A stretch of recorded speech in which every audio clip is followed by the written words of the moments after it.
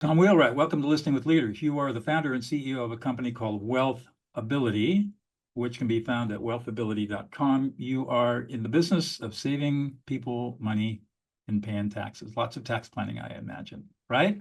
That's correct. Thanks, Not Doug. only are you a CPA, you have a master's in. I don't just have a master's. I have postdoctorate. I have postgraduate work at Ernst & Young's National Tax Office. I was an adjunct professor in a master's of tax program. I've loads of experience in this, and I like to think that what we do is we raise capital from the government for entrepreneurs. There you go. I love that idea. Give us a little bit about your backstory. And it sounds, are you a Utah native or an Arizona native? I'm a Utah native. So I grew up in Salt Lake City, Utah, spent 2 years learning how to get rejected in French as a Mormon missionary in Paris. On a mission? So, there you go. and then spent 7 years with Ernst & Young and another 4 years with a Fortune 1000 in-house. And then built CPA firms for 25 years. And then while I was an adjunct professor at Arizona State University, and then I've spent the last 5 or 6 years actually training other CPAs in other CPA firms about some of the systems we use in building tax-free wealth. So would you say that most of the time you're spending today is working with other CPAs?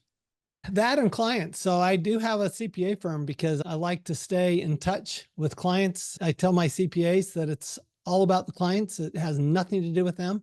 Mm-hmm. It's all about their clients. So they need to focus more on their clients and less on themselves. There you go. So you've been at this for a while. What is it that gets you up in the morning, gets you excited to go to work? I love entrepreneurs, and I hate it when people don't understand something. It drives me crazy. And I'm in a very complex area. Can't even say it. I'm in a very complex area, tax law. And my goal is just to make it simple because I think too many people are afraid of it. Too many people feel like they have no control. And I'm the youngest of 6 children, so I know what it feels like to be not in control of your life. And I like to help people have a little more control over probably their single biggest expense. I remember taking basic income tax in law school, and it was a required course. And it was the only class I ever took that made absolutely no sense to me. I understood the rules, but understanding the theory behind it, there was no theory. It's all basically political. It's all incentive. It's the government incentivizing people to behave in certain ways. And those incentivizations vary. I actually think there's some theory to it. So I actually, that's all I've done for 45 years, study the tax law. Right. And I think there is some theory to it. Yeah, you're right. We have graduated rates, which means that people that have money to invest pay higher taxes than people without money to invest. And so then the government gives incentives to invest for people to invest that money the way the government wants them to invest it. And the government is looking for certain things. They want jobs, they want technology, they want housing, they want energy, they want food. It's not rocket science what they're looking for. Whether those incentives always work is a different question, right? But there's no question. For example, take fossil fuels. Oil and gas, as you probably know, has huge tax incentives. Yeah, the oil depletion allowance, total giveaway. The depletion allowance plus the intangible drilling cost deduction, those are huge incentives. Honestly, I don't know one person who would invest in oil and gas without those incentives. So they absolutely do convince people to invest. I don't think there's any question there. The question is, do people invest the right way? Do they invest the right people? Those are other questions. And that's what our job is, to help people navigate that. So what is it that gets you up in the morning? Just working with clients? I love educating. It's education. It's education. I'm a professional teacher who has a topic of tax. You sound like me. I'm an adjunct too. I have graduate classes. I teach at Pepperdine. There you go. Peacemaker, teaching people how to either resolve conflict or stop conflict from happening in the first place. Fun. Yeah. It's fun. It's fun working with young people, isn't it? Oh, I love it. I like all ages. I do tend towards younger people. I was speaking at an event on Friday, or just the other day, I was speaking at an event, and the person putting on the event was in his 20s. Wow. He had 200 professionals in the room. And I'm going, this is one impressive young man, a really impressive young man to be able to do what he's done Wow. at that age. Impressive. Yeah. Huh. So how do you spend your day? A lot of it actually is educating. So either I'm doing my podcast, I'm on somebody else's podcast, I'm doing interviews, or I'm creating content to teach to both entrepreneurs and CPAs. So since I do have an audience of entrepreneurs and founders and C-level executives, what kinds of things, what can we say about tax planning that most people probably don't know much about? I think the first thing is the premise that the tax law is fundamentally a series of incentives. And it really comes down to three questions. And the first is, how do you make your money? Because how you make your money is going to have an impact on how much tax you pay, whether you make it as an employee or self-employed or an investor. Second question is, what are you going to do with your money? How you invest your money or how you spend your money has a huge impact on your taxes. And the third question is, what are you going to do with your money when you die? But I actually think I love what you do, because I think that when you ask better questions, you get better answers. Yes. And for example, one of the questions that I teach people to ask is, don't ask me whether something is deductible. Ask me, how do I make it deductible? That is a very different question. Yes. And so it's going to get a very different answer. I have no idea whether something's deductible to you or not, because I don't know your situation. Right. But if you ask me, how do you make it deductible? What I can do then is I can tell you what you need to do to change your facts so that you can make it deductible. And then you now have a choice whether you want to do it or not. Right. But until you know what you need to do, you have no choice. And I'd say fundamentally, I get up in the morning to give people a choice. That is really cool, because that's what I do too. I think in my work, working in conflict, I never tell people what to do. I always give them choices.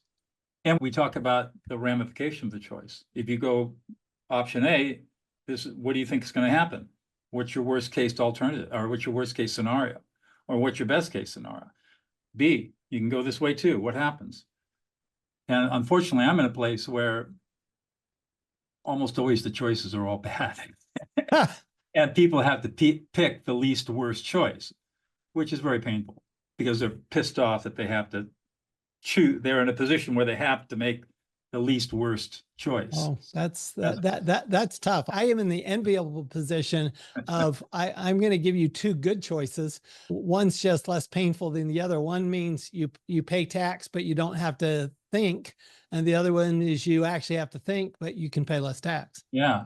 And of course, you're dealing with people who they're making enough money that taxes become an important consideration in their lives. For sure. We only work with entrepreneurs. That's our sole audience, is entrepreneurs who are building a business and building wealth. And entrepreneurialism covers a wide range Yes. of people. Are these people that are fairly mature in their businesses and are making money, or are you talking to startups, or both? All of the above. So we just launched a little while ago a franchise of CPA-based tax advisory firms. And the reason we went to a franchise model instead of a big firm model is because we want to be able to help the just starting out entrepreneur. Mm-hmm. Okay, so we've got franchisees who just do that. And then we'd also like to help those who are more mature. Like, I'm working with a client right now who's selling their business for $75 million. Wow. Okay, I can help them with that. Okay, that's something I'm actually pretty good at. But then you've got most people are in between, right? They're making $400,000, $500,000, $600,000 a year, or even less than that. And how do they navigate taxes on a day-to-day basis? How do they keep their tax bill low while doing it all legally, ethically, morally, and not having to worry about the IRS? So we're able, with this franchise model, we're able to actually help a much broader range of people. So is this franchise model, this is something that you offer to other accountants, tax accountants? It is. Yep. And so they sign up as a franchisee and they get the training. They get the training and the systems. They actually get some of the training you talk about. So to give you an example, so we have our annual franchise conference this year, and the entire conference is on communication. Oh, yeah. The entire thing. And what I'll tell my franchisees, and I'll tell anybody who'll listen, is that the job of an advisor is to ask good questions. It's not to give answers. That's correct. And it depending on the circumstance, It's to not only ask good questions, but it's to make sure that your client feels heard.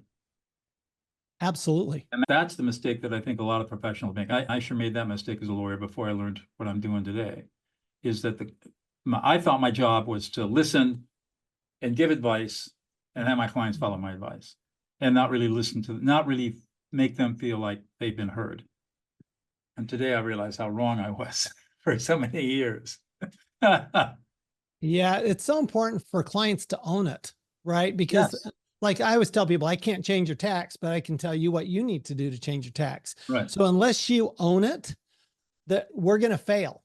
We're absolutely going to fail. So I've got to make sure that not just you understand, but you go, that's right. That's what I'm going to do. Exactly correct. And the only way they're going to do that is when they've gotten calmed down and they've been listened to, and all of their fear and frustration and anxiety and anger, all that stuff has been acknowledged, and now they're ready to listen and problem solve. No, that's absolutely right. That's the truth. Yeah. And then knowing how to ask open-ended questions that elicits information, but also teaches as you ask the question. And it's the Socratic method. Yeah. To me, that's so simple. For some reason, that seems to be the hardest thing in the world for people to do. It is. It's part of our educational system. We're never taught how to listen. We're ordered to listen. From the time we're very small children, we are told listen, but we're never taught how to listen. And so we really never gain the skill of effective listening. Some people pick it up by osmosis, but the stuff that's taught out there, like active listening and nonviolent communication, none of that stuff works. Never has, never will. And so there's no pedagogy of listening, so to speak, which is really interesting to me. That is fascinating. There seems to be no pedagogy of advisory services either. So we're hoping to actually make a dent in that one. That's exactly right. So you got this. Well, I'm just curious, how's your franchise operation going? It sounds like it. Good. We've taken it slow. Okay. We want to get all our systems in place. We want to make sure our franchisees are doing what it's all working before we do a big launch. So we haven't done a big launch yet. We have 10 franchisees and 1 corporate owned firm. So we decided to start small on purpose, and then we'll branch out. We'll blow it up. But I want to make sure it's working before I do that. Sounds like a great idea. And it sounds like for a CPA who wants to have a more sophisticated tax practice and attract the kinds of clients, entrepreneurs that the system works for, it sounds like a pretty interesting way to go. I will tell you, when I started my first CPA firm, had I had this opportunity, I'd have killed for this opportunity. I'd absolutely killed for it, because you have no brand when you're starting out. Nobody knows who you are. Yeah, people who know who you are, but nobody else knows who you are. You're never going to build a brand. Very few brands are ever built. Right. Certainly not in the tax space, certainly not in the advisory space. And you don't have any of the systems. I went out, I bought a firm, my second year, I bought a firm. And fortunately, that CPA had some pretty decent systems, at least manual systems.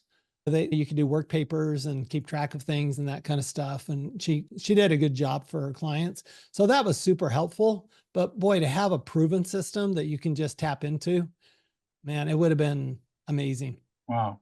In your background, you got Richard Portia. You work with Kiyosaki. I do. I still do. Yeah, I've worked with Kiyosaki for 25 years. Tell me about that.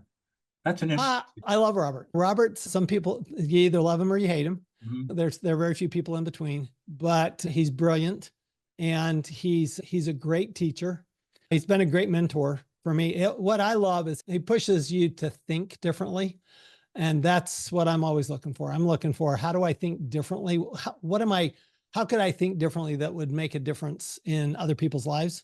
And he's very good at that. He's the one who encouraged me to write Tax-Free Wealth, which has been #1 for a long time on Amazon. Mm-hmm. And he pushed me to write about how to find a good tax advisor. So I'm going, okay, that's good. So yeah, it's been actually, I've been all over the world with him. So it's been a fun time. How did that relationship get started? I bought a CPA firm and he was a client. Really? Yeah. Wow. Yeah. Nice client to have. He was fairly new. He'd just been on Oprah. The CPA firm, the CPA had gotten very popular. Actually, teaching with Robert and didn't want to handle a CPA firm anymore. And I'd broken up with a partner, and the partner had taken half the clients and left all the staff. None of the staff wanted to go with the partner.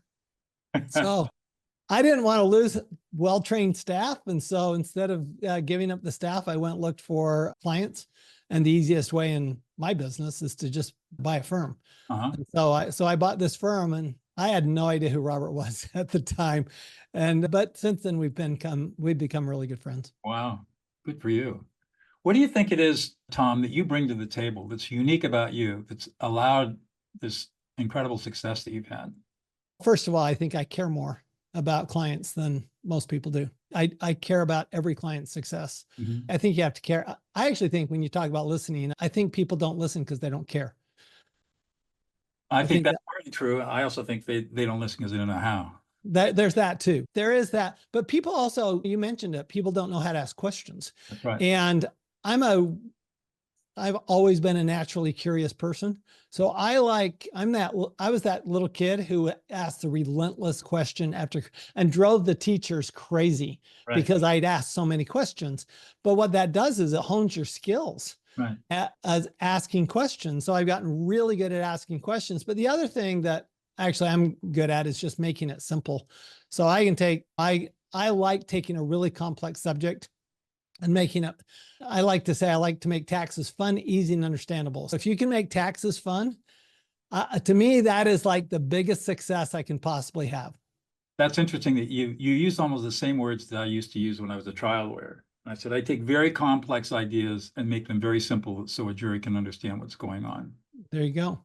And I make them very simple so an entrepreneur can understand how the tax law works.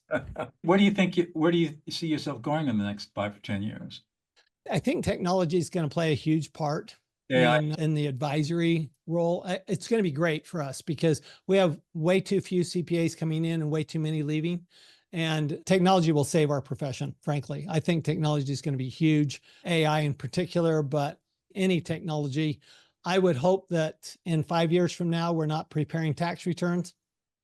We might be reviewing tax returns, but we ought to be able to upload. The reality is we ought to be able to upload the documents and have the tax return prepared for us. And we just have to review it, make sure everything's right, use our skills to make it better, frankly, but then really use the technology to do better advisory services. Okay, what can I do not just this year, but next year, 5 years from now? How do I project out what I should be investing and how much I should invest? For example, we did a client asked us could we project out how much they would need to invest in real estate over the next 5 years to reduce their tax bill by $200,000. So we did that. We can do that. That's just math. Math is easy, right? Math is simple. It's it actually is very simple. You've got the spreadsheets, you got the technology to do the math. You don't have to do the math yourself. It's just a matter of understanding, okay, what are the relationships? One of the things that I see in the future is you set up software systems that can see those relationships the way I see the relationships, because what I see relationships in the tax law, in investing, what entrepreneurs do, what successful entrepreneurs do that unsuccessful entrepreneurs don't do. So I'm always looking at those relationships. And I think that we're actually developing software to deal with that, as well as developing software that will actually do a tax strategy for an entrepreneur. Wow. Yes. So that's actually the big thing for us. We still need the advisors, which is why we have the franchise. I actually think the software is going to be, that's the new world, and that's the fun stuff. How far away do you think we are from having that? So we have a software company, and I think we're about a year away. Wow. That's going to be a massive sea change. I think it will be. I wrote Tax Free Wealth so that the average person could understand the tax law. And so I went nobody had ever gone directly to the entrepreneur. They'd all gone through the CPAs. And right now, all the software goes through the CPAs. Right. I want to go direct to the entrepreneur. So I think that the CPAs are important. Don't get me wrong. I do think the advisors are important. But I think the advisors could do so much more if they didn't have to do the basic stuff. Yeah, I'm thinking about my own CPA, for example, and we don't engage in any discussions around tax planning, which Unfortunately. It's unfortunate. If I wanted to, I don't think that tax planning, I don't think I'm at the income level where that would be particularly useful right now. But if I were, I'd have to hire somebody like you, a specialist to work through the tax planning for say the next 3 or 4 or 5 years. I think any tax you pay may be too much if you can do it efficiently. So that's not always true. Our first goal is to get an entrepreneur down to a 20% tax rate. If we can get that done, that's step one. If they want to go further than that, we can. Mm-hmm. You can get to zero tax legally. But you have to really want it. And you have to work at it. Yep. Exactly. That's pretty interesting. One more question, I'll let you go. What's one thing about yourself that we would never know about unless you told us about it, revealed it to us? So I had a severe speaking disability. Really? When I was a child. Yeah, I took speech therapy for 5 or 6 years as a child. So that was interesting. I was born with 6 disabilities myself. It's amazing how we were able, I don't know, through grit, I think more than anything else, it's just to plow through these barriers that God gives us. I think it's awesome. I think it's what makes us better, makes us stronger. And you get so much, you learn so much resilience with it. And of course, I remember as a 5-year-old having a crush on my speech therapist. So I thought she was pretty cute. So Tom, if people want to get in touch with you, how do they get in touch with you? Easiest way is go to our website, WealthAbility.com, and happy to have a conversation. Contact page and go from there. Yep. Hey, thanks a lot for taking your time out of your busy day to talk to me. Been a great conversation. Happy to do it, Doug, anytime.